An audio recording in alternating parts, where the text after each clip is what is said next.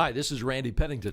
This is Joe Calloway. You know, Randy and I talk about leadership. And today, let's get on with it. Let's talk about urgency and a bias for action. So where does it come from? What's the importance of it? What does that mean? Well, urgency means that people operate at a fast pace. They want to get it done today. There's a bias for doing things rather than studying things. Yeah. And it ultimately is part of the culture. We talked about culture a lot in the earlier episode, but it ultimately, a bias for action, when you see it, is part of the culture. We get things done. Yeah, and I call it a propensity for action, same thing.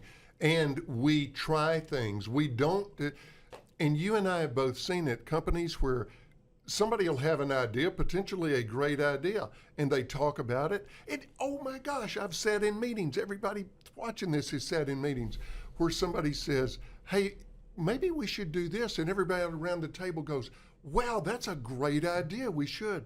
Okay, next item. And then they move on instead of saying, all right, if we should try it, Randy, who's responsible? You're going to be responsible for this. Let's come up with the timetable. Tell me the resources you need. What do you need from us? And get on with it and try it. What do you think keeps people from taking action? Why aren't we better at taking action? As soon as you said that, I reminded, this was the actual quote I had from this client. He said, Randy, the biggest problem around here is that no one wants to accept responsibility for anything. Yeah. But don't quote me on that. Exhibit A. Exhibit A. And so part of it goes back to, I'd say culturally, where's the trust? Is there a trust for making a mistake? Because a bias for action increases the chances that you're going to not get it right. It's like the leader who says, you're empowered, just don't screw up.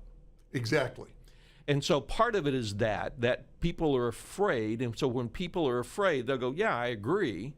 The other thing, though, is that I think we don't do a good job of following that through. I don't know if you've ever used a RACI chart, R-A-C-I. Familiar with it. Yeah, so I've used it. I use it with clients when I talk about leading them through change. Who's responsible, who's accountable, who has to be consulted, who has to be informed. Exactly what I went through in our little scenario just now when I was bouncing that off of you. That's right. So who's responsible, who's accountable, who has to be consulted, who has to be informed. And the clarity, the discipline to focus on that gives people an idea that says, now, the other piece of it is, when do we expect to hear the next step? Yeah. You don't have to go all the way to the end, especially if it's a big idea, if it's an innovative idea. You don't need to go all the way to the end. I just need to know when's the next step. But so some of that is a meeting management, meeting leadership issue. I interviewed for a book of mine a client that was the CEO of a company that was really, they were so good at taking action. They were a fail fast company. It's like, let's try stuff. If it doesn't work, that's fine. We'll get information. But in the interview, I said, Chuck Phelps, a great guy, consultant now. I said, Chuck, how you are so good with your organization at taking action and moving on things. How do you do that? And he said, I don't understand the mystery behind this. You have an idea, go back to the RACI chart. You assign responsibility, and he just went right down the list. He said, where's the mystery? You simply take these simple steps to take the first step. You learn from the first step, you make adjustments, and then you do the same thing with the second step. But a big part of it has to be people are just afraid. What if it doesn't work? And that goes back to sadly, there are a lot of leaders that honestly think that internally, they might not say it, but their biggest goal is to just not screw it up. If I can because I'm only 4 years away from retirement or 11, or I'm looking for the next promotion, just don't mess up. And you don't score wins by playing to not mess up.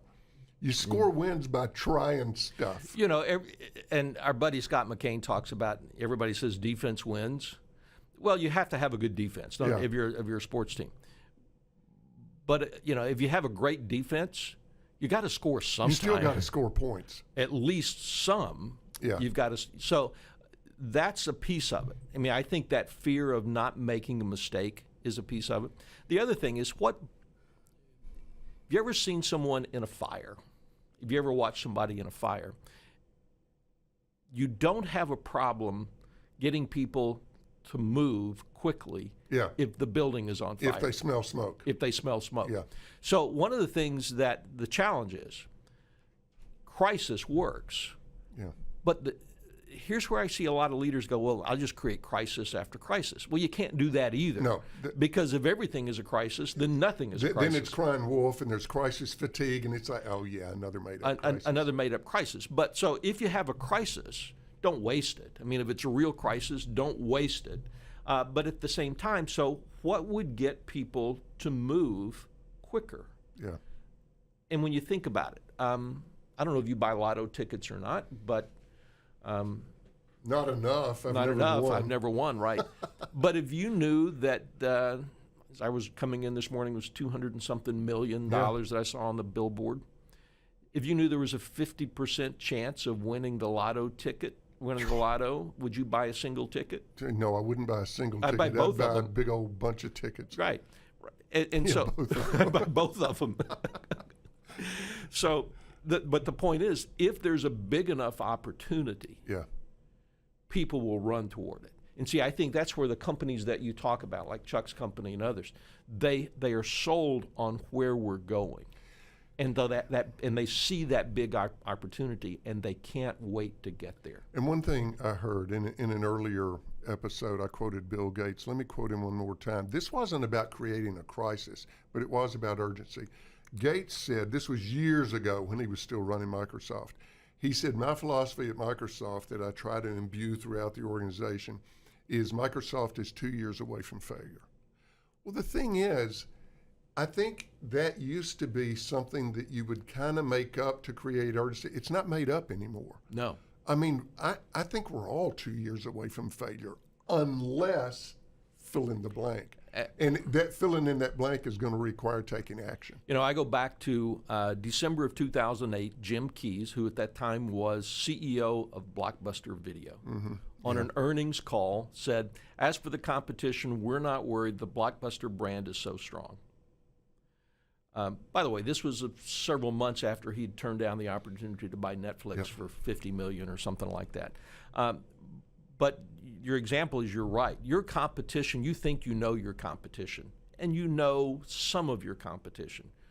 But there's a whole group of competitors out there that you don't know, that are out there in somebody's garage or dorm room or wherever they might be, and they're thinking about ways to come after your business. And you say you think you know the competition. Let me do another play on that, an ad I saw a million years ago, and it stuck with me forever. You think you understand the situation. The problem is the situation just changed. And that's going to be true forever from now on. So I think one thing that people can think about is to look at where do you need to create not a false sense of urgency, but where do you need to work on creating urgency and a bias or a propensity for action within your organization? And I think one of the ways you think about that is how you manage, how you lead. Yeah. There are some very tactical things we talked about, like meetings, like clear responsibilities, like expectations and accountability for when things are going to be done. But I think there's a broader piece that's out there. It's if every single person in your organization thinks that, to use your Bill Gates quote, we're 2 years away from being obsolete. Jeff Bezos just said a few weeks back from this recording, I see a day when Amazon is no longer in business. Yes, I saw that. And to help people understand that that's the way the world is moving today, the more you can have that in every part of your organization, the better off you're going to be. Well said. We'll talk again. See you soon.